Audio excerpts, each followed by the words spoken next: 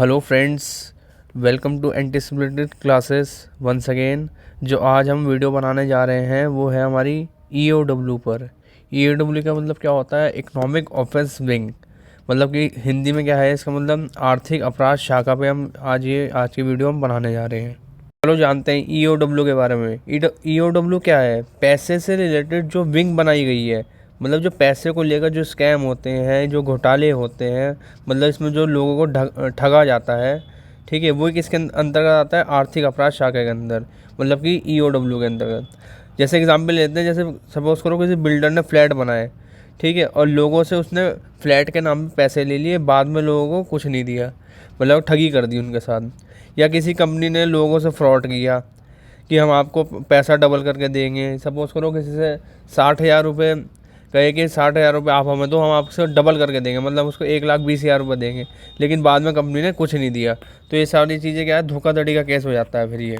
अब आगे देखते हैं। तो ये सारे केसेस ईओडब्ल्यू के अंदर में आते हैं। ईओडब्ल्यू में क्या होता है कि 3 करोड़ से ज़्यादा के ऊपर के मुकदमे आते हैं, या 25 से ज़्यादा केसेस हो जाए किसी एक व्यक्ति पर जिसने फ्रॉड किया है, तो वो किसके अंदर, वो कौन देखता है? ईओडब्ल्यू के मामले में आ जाता है वो सब। ये सेक्शन 409, जो इसमें क्या है? क्रिमिनल ब्रीच ऑफ ट्रस्ट, मतलब पब्लिक से धोखाधड़ी करना, ठीक है, उनके ट्रस्ट को धोखा पहुंचाना, ठीक है। और इसमें लाइफ इम्प्रिजनमेंट का भी वो प्रावधान है, या इसमें 10 साल की सज़ा होती है, जो भी है इसमें। और इसमें 90 दिन के बाद चार्जशीट लगती है।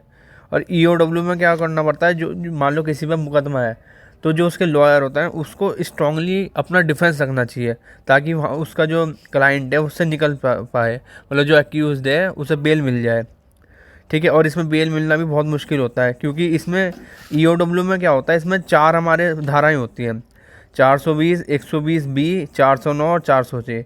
ये आपके ऊपर नहीं लगनी चाहिए, ठीक है ना। अगर ये लग जाएंगी तो फिर क्या हो जाएगा? ईओडब्ल्यू के अंतर्गत आ जाती हैं सारी चीज़ें। और इसमें क्या है? क्लाइंट से जो आपने कमिटमेंट किए हैं उसको आपको पूरा करना होता है, और अगर आप पूरा नहीं कर पाओगे तो कंप्लेंट भरती चली जाती हैं, और ये सारे मामले किस में आ जाते हैं? फिर ईओडब्ल्यू में आ जाते हैं। थोड़ा और जानते हैं ईओडब्ल्यू के बारे में कि ये है क्या, ठीक है। ईओडब्ल्यू क्या बताया था? आर्थिक अपराध शाखा है। ये स्टैंड करती है इकोनॉमिक ऑफेंस विंग्स को।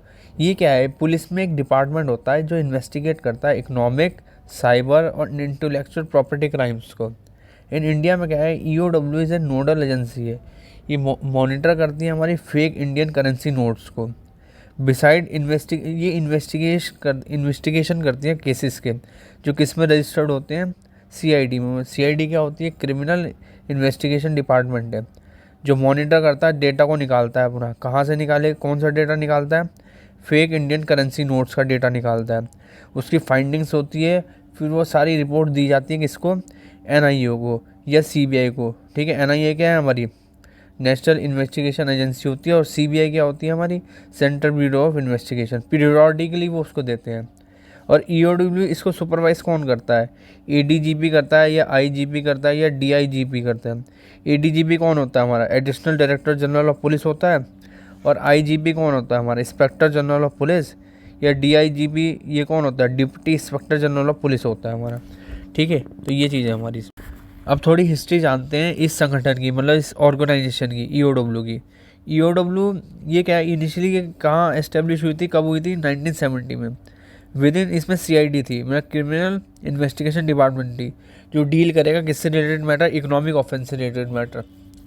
इन 1972 में गवर्नमेंट ने इंटरेस्टेड करा था ईओडब्ल्यू को, ताकि वो क्या करेगी? इन्वेस्टिगेट करेगी इकोनॉमिक ऑफेंस किससे रिलेटेड। 10 डिपार्टमेंट को वो देखेगी।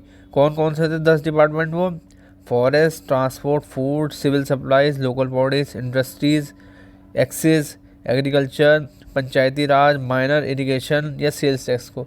ये 4 हमारे ये क्या थे? हमारे 10 डिपार्टमेंट थे, ठीक है। गवर्नमेंट ने ईओडब्ल्यू बनाई थी कि वो इन सब 10 डिपार्टमेंट को देखेगी।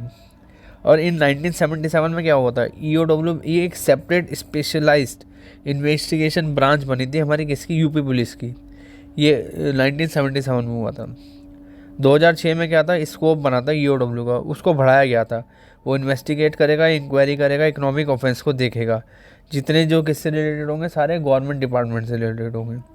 2018 में क्या था? गवर्नमेंट ने नोटिफाई करा, क्रिएशन बनाया किसका? पुलिस स्टेशन का। किस में बने थे? 4 सेक्टर में बने थे। मतलब 4 EOW सेक्टर्स बने थे। कहाँ कहाँ पे सेक्टर बनाए गए थे वो? लखनऊ में, वाराणसी में, मेरठ में और कानपुर के अंदर। तो ये तो हमारा किसका हिस्ट्री थी हमारी, इसकी हमारी जो संगठन की, ऑर्गेनाइजेशन की, EOW की। अब आगे देखते हैं इसके क्या क्या फंक्शन है EOW के। अब इसमें आगे देखते हैं मेन फंक्शन, जानते हैं EOW के क्या मेन फंक्शंस होते हैं हमारे।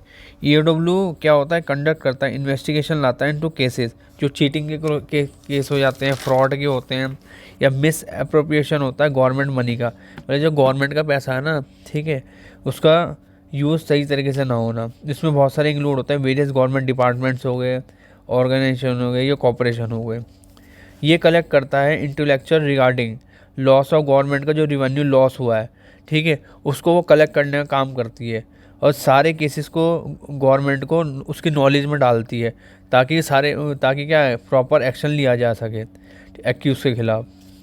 EOW इन्वेस्टिगेट करता है केसेस जो किससे रिलेटेड होते हैं, फेक स्टैम्प पेपर से रिलेटेड, FBFC मतलब नॉन बैंकिंग फाइनेंशियल कंपनी से रिलेटेड होते हैं, मल्टी लेवल मार्केटिंग स्कीम से रिलेटेड होते हैं, या चीट फंड स्कैम से रिलेटेड होते हैं।